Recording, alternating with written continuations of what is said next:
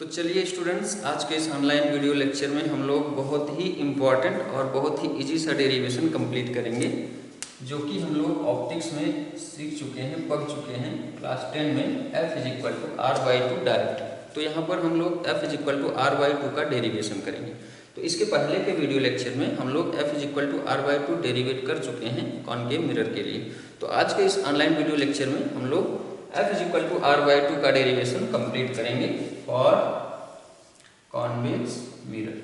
तो convex mirror का definition dear students हम लोग सीख चुके हैं। क्या होता है इसमें, इसका जो रिफ्लेक्टिंग सरफेस होता है ये होता है आउटवर्ड। चलिए, तो यहाँ पर ये हो जाएगा इसका पोल और इसका वर्चुअल फोकस हम इधर सपोज कर लिए, और इसका ये हो जाएगा सपोज कर लेते हैं सेंटर ऑफ कर्वेचर। ठीक है, अब यहाँ पर चलिए हम डेरिवेशन स्टार्ट करते हैं।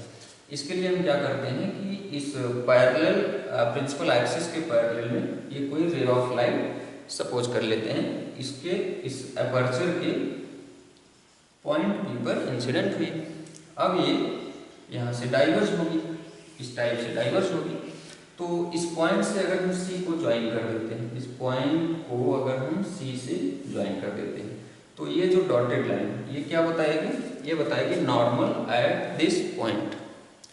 तो अगर ये नॉर्मल है, इसको हम ऐसे आगे इंक्रीज कर सकते हैं। तो ये नॉर्मल से इंसिडेंट रे एंगल फॉर्म कर रही है, ये हो गई I, और ये जो एंगल फॉर्म कर रही है ये हो जाएगा R। तो यहाँ पर अगर ये डाइवर्जिंग रे है, ये रिफ्लेक्टेड रे है, तो इसको अगर हम पीछे यहाँ पर कंप्लीट करते हैं ऐसे, तो ये F पर आकर के मिलती है। तो चलिए इसका F हम यहाँ कहीं सपोज कर लेते हैं, ये हो गया F वर्चुअल फोकस। अब देखो यहाँ पर ये एक ट्राइंगल फॉर्म हो रहा है। तो चलिए देखते हैं, यहाँ पर देखें I is equal to R हम कह सकते हैं लॉ ऑफ रिफ्लेक्शन से। तो ये I और R सेम हो गया। अब यहाँ पर ये वाला एंगल R है, तो ये इसके फ्रंट में ये एंगल भी R हो जाएगा। ठीक है, अब ये भी R हो गया और ये हम अल्फा सपोज कर लिए। ठीक है, अब यहाँ पर क्या करेंगे देखेंगे, law of reflection rule apply करेंगे।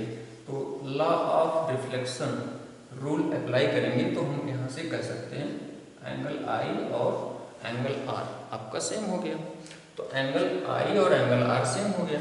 तो अब यहाँ पर देखेंगे ये दोनों पैरेलल रे हो गई, या कह सकते हैं पैरेलल लाइन हो गई। ये दोनों पैरेलल लाइन हो गई। कौन कौन, ये जो इंसिडेंट रे है इसको अगर हम आगे बढ़ाएं, आगे बढ़ा सकते हैं, और ये जो प्रिंसिपल एक्सिस है ये दोनों पैरेलल लाइन हो गई। और ये जो डॉटेड लाइन है जिसको हमने नॉर्मल बोला था, जिसको हमने B से C पर मिलाया हुआ है, ये नॉर्मल लाइन ऐसे, ठीक है, मतलब ट्रांसवर्सल कट कर रहे थे इन दोनों पैरेलल लाइंस में।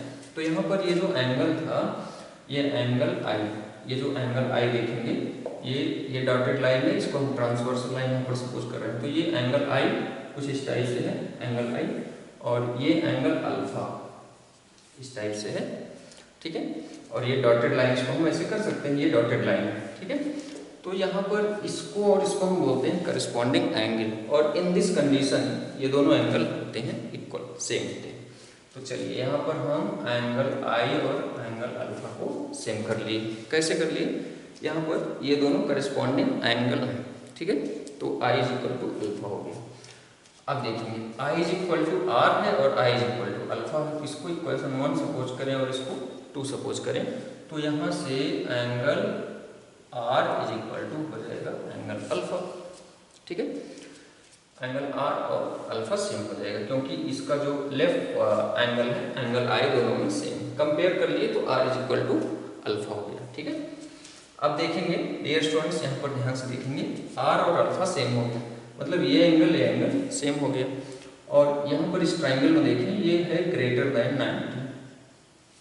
तो अगर किसी ट्राइंगल का एक एंगल ग्रेटर देन 90 होता है और दो एंगल सेम होते हैं, तो इसको हम क्या बोलते हैं, आइसोस्केल्स ऑब्ट्यूज ट्राइंगल बोलते हैं। तो आइसोस्केल्स ऑब्ट्यूज ट्राइंगल यहाँ पर ये फॉर्म हो रहा है इस शेप में, यहाँ से आप देख सकते हैं ऐसे। तो ये हो गया ग्रेटर देन 90 और ये सेम है। ठीक है, तो अगर इसको आइसोस्केल्स ऑब्ट्यूज ट्राइंगल अगर हम बोल दिए, तो आइसोस्केल्स ऑब्ट्यूज ट्राइंगल का ये और ये जो दो साइड हैं ये आपस में सेम होते हैं। तो यहाँ पर हम कह सकते हैं कि ये जो एफ सी या सी एफ बोल सकते हैं, सी एफ और एफ बी, यहाँ से हम बोल सकते हैं सी एफ और एफ बी सेम होंगे। सेम क्यों होंगे? क्योंकि ये आइसोस्केल्स ऑब्ट्यूज ट्रायंगल है, ठीक है। तो C F is equal to F B हो गया। और यहाँ पर एक चीज़ और माइंड करेंगे, ये जो एपर्चर है, ये जो एपर्चर लिए हुए हैं जो कॉन्वेक्स मिरर का, ये जो एपर्चर हम लोग देख रहे हैं, ये एपर्चर का जो साइज है वो बहुत स्मॉल हम लोग यहाँ पर कंसीडर करेंगे, तभी ये रिजल्ट आपका ट्रू होगा। मतलब इस रिजल्ट को हम लोग एक कंडीशन क्या है कि ये जो मिरर यूज कर रहे हैं इसका एपर्चर बहुत स्मॉल होना चाहिए, तभी उसी कंडीशन में ये जो डेरिवेशन हमारा होगा ये कंप्लीट होगा। तो चलिए स्टूडेंट्स, यहाँ पर अगर हम इसका इस एपर्चर का साइज स्मॉल सपोज करेंगे तो आप माइंड कर सकते हैं कि ये जो एफ बी और एफ पी होगा ये अप्रॉक्सीमेटली इक्वल होगा। अब बात आती है इक्वल कैसे होगा, क्योंकि अगर ये एपर्चर का साइज बहुत स्मॉल है तो एफ बी एफ पी के बहुत क्लोज आएगा। तो जब बहुत क्लोज होगा, एपर्चर स्मॉल होगा, तो एफ बी लाइन जो होगी एफ पी के बहुत क्लोज आएगी और एफ पी के बहुत क्लोज आएगी, तो वो दोनों जो है पैरेलल होंगे, क्या कह सकते हो, इक्वल होंगे, अप्रॉक्सीमेटली इक्वल होंगे। तो यहाँ पर हम कह सकते हैं in case of small aperture, in case of